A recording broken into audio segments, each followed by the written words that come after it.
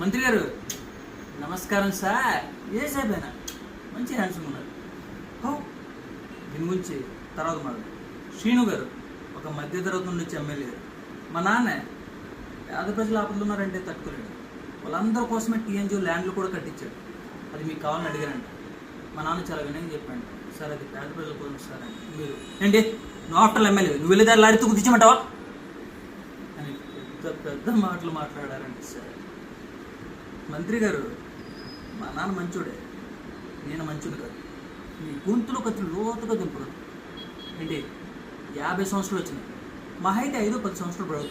ఇంక ఈ అవినీతి సొమ్ము, ఈ పేద ప్రజలు కొట్టడాలు ఏది చచ్చిపోతేప్పుడు తీసుకెళ్తావా? ఇప్పుడైనా నిస్వార్థంగా పేద ప్రజలు సేవ చేసుకోవాలి. ఏంటి నన్ను ఇక్కడ చంపిస్తావా? ఎలాస్ మంత్రి గారు, యు ఆర్